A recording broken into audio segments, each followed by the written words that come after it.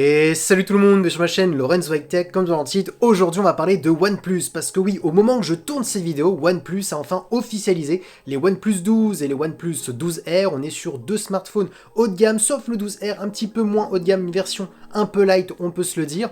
Dans cette vidéo du coup, je vais commencer par vous parler du OnePlus 12, et dans une prochaine vidéo, je vous parlerai du OnePlus 12R, mais avant de commencer la vidéo, si vous n'êtes toujours pas abonné à ma chaîne YouTube, abonnez-vous, elle est 100% high tech, n'oubliez pas d'activer la petite cloche de notification pour être notifié lorsque je publie une vidéo, et bien entendu à mes autres réseaux sociaux, c'est-à-dire Instagram, TikTok et Twitter, tous les liens seront en bas dans la description. Du coup, avant de commencer tout de suite par vous parler du design de ce OnePlus 12, je voulais vous expliquer un petit peu la gamme chez OnePlus. Alors ce OnePlus 12, c'est le smartphone le plus premium que OnePlus a annoncé jusqu'à maintenant, et le OnePlus 12R, dans une prochaine vidéo, d'ailleurs je vous en parlerai, on est sur une version, toujours un smartphone haut de gamme, mais en baissant certaines caractéristiques, donc ça reste un smartphone haut de gamme, mais voilà, on serait sur un OnePlus 12 Lite, plutôt on aurait pu l'appeler comme ça. Donc voilà, c'était un petit peu pour vous expliquer la gamme chez OnePlus. Maintenant, on va attaquer tout de suite, bien entendu, le design. Alors ce OnePlus 12, franchement, je le trouve vraiment très joli. On voit tout de suite qu'on est sur un smartphone premium. On voit tout de suite aussi qu'on est sur un design à la OnePlus. Il n'y a pas vraiment de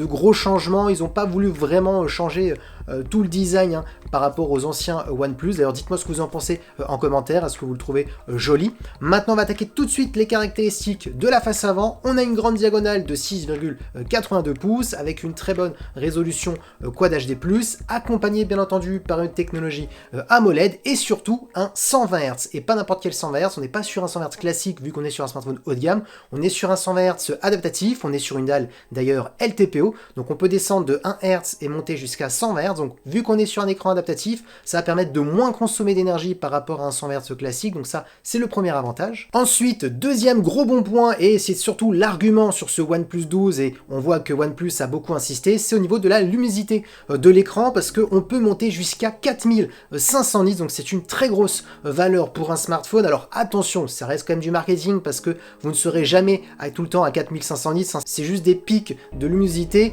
D'ailleurs, par exemple, si vous regardez peut-être un film, à un moment, il y a peut-être une explosion où il faut beaucoup de luminosité, bah ça va être à ce moment-là peut-être qu'on va atteindre, ou on se rapproche peut-être des 4000 nits, ou peut-être dans un jeu vidéo, mais on sera jamais constamment à 4500 nits, sinon l'écran pourrait un petit peu brûler, on va pas se le cacher, et même énormément chauffer. Ensuite, par contre, ce qui est intéressant en termes d'HDR, c'est que cet écran est compatible HDR10+ et Dolby Vision, donc un autre argument pour regarder des contenus multimédia sur smartphone. Et d'ailleurs, il y a énormément de gens et de plus en plus de personnes qui regardent des contenus sur smartphone. Et ensuite, pour terminer, concernant la caméra frontale, on est sur un capteur de 32 mégapixels. Donc tout de suite, ce que je peux vous dire sur ce OnePlus 12, il a vraiment de très bonnes caractéristiques dignes d'un smartphone haut de gamme. Il faut retenir les 4500 nits en termes de luminosité, même si ce ne sera pas constamment. Il faut retenir le Quad HD+, l'AMOLED, le 120 Hz adaptatif parce qu'on est sur une dalle LTPO. Donc voilà les caractéristiques vraiment qu'il faut retenir sur cet écran. Maintenant, attaquons la partie photo. Alors pour les gens qui se posent la question, est-ce que OnePlus est bon dans le domaine de la photo? Alors la réponse est oui. Alors est-ce que c'est les meilleurs du marché? La réponse est malheureusement non. Alors ça fait des années que OnePlus explique qu'ils améliorent, qu'ils peaufinent leur modèle, et c'est vrai qu'on voit des petites différences, mais c'est vrai qu'ils sont un peu à la traîne, on va pas se le cacher, face à Samsung, face à Apple, même face à Google, pour les derniers Google Pixel. Maintenant, c'est vrai qu'on voit que OnePlus travaille, d'ailleurs ils sont en collaboration encore cette année avec la marque Hasselblad. Donc pour les gens qui ne connaissent pas Hasselblad, c'est une grande marque de photos, donc ils sont là pour aider OnePlus dans le traitement photo, pour aussi donner pas mal d'options professionnelles pour faire des photos en mode pro. Donc c'est pas mal, il y a pas mal de réglages qui sont nouveaux depuis le partenariat avec OnePlus et Hasselblad. Donc on voit voilà qu'ils essayent de peaufiner, même les optiques sont de Hasselblad. Donc voilà, on voit que c'est pas juste un petit partenariat, voilà, on voit qu'ils travaillent vraiment la partie photo. Maintenant, on va parler tout de suite des caractéristiques des capteurs. On a un capteur principal de Sony, un gros capteur de 50 mégapixels, donc ça va être le meilleur capteur et celui que vous allez normalement le plus utiliser sur ce premier capteur. On a ensuite un ultra grand angle de 48 mégapixels pour faire des photos à plan large, et ensuite comme troisième capteur, c'est un téléobjectif de 64 mégapixels qui va permettre d'avoir un zoom optique jusqu'à x3, donc ça c'est un autre bon point, parce que du coup avec le zoom optique, c'est que vous ne perdez pas en qualité. Et ensuite, concernant la partie vidéo, on pourra filmer jusqu'en 8K en 24 images par seconde, ou en 4K en 60 images par seconde, et surtout en Dolby Vision. Donc ça c'est vraiment un bon point. Donc vu la fiche technique, ça s'annonce plutôt intéressant. Maintenant, c'est vrai que OnePlus souvent c'est dans le traitement photo où ça pêche un petit peu comparé aux autres. Maintenant, ce qui est intéressant, c'est quand même OnePlus, on voit les progrès qu'ils font, et surtout dans les les modes qu'ils rajoutent, les modes professionnels, que ce soit pour la photo, comme les vidéos, toutes les petites nouveautés qu'on a de retouches photo avec le partenaire de Hasselblad. Donc voilà, on restera quand même sur un très bon photophone, voilà, c'est ce que je peux vous dire pour ce OnePlus 12. Maintenant, attaquons les performances, la chose qui vous intéresse souvent le plus. Alors, OnePlus, souvent, on va pas se cacher, en termes de performance, ils font partie des meilleurs smartphones, avec Samsung, Apple, je vais pas citer bien entendu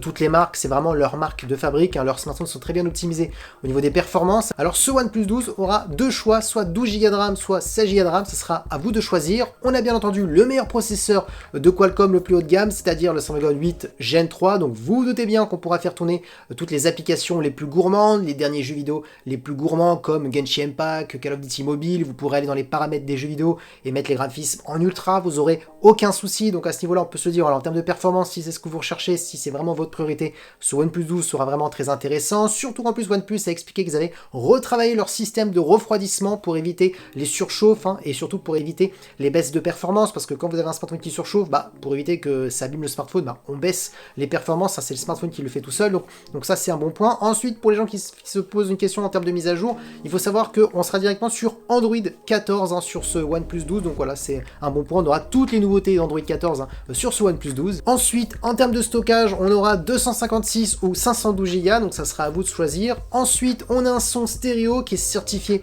Dolby Atmos, donc un bon point pour les personnes qui aiment bien regarder des contenus multimédia. En plus, on a un super écran, donc ça va super bien avec. Ensuite, on est sur une très grosse batterie de 5400 mAh avec de la recharge ultra rapide de 100 watts en filaire, ou sinon on a de la recharge rapide de 50 watts en sans fil, et on peut recharger complètement le smartphone en filaire avec la recharge de 100 watts en simplement 26 minutes. Et pour terminer en termes de connectivité, on a de la Wi-Fi 7 et du Bluetooth 5.4. Et oui, maintenant je pense que vous voulez connaître le prix. Alors si vous ne connaissez toujours pas le prix parce que vous ne l'avez pas vu sur internet, on commence à 969 €, donc c'est pour la version 12 Go de RAM avec 256 Go de stockage, et si vous voulez la version à 16 Go de RAM avec 512 Go de stockage, et on sera à 1099 €, donc 1100 €. Donc oui, on peut se le dire franchement, en termes de rapport qualité-prix, OnePlus c'est plutôt bien positionné, parce qu'on est sur un smartphone avec le dernier processeur de Qualcomm, le Snapdragon 8 Gen 3, on a pas mal de RAM. Ensuite, en termes de qualité d'écran, on connaît OnePlus, ils sont souvent très très bons, et là, vu la fiche technique, franchement,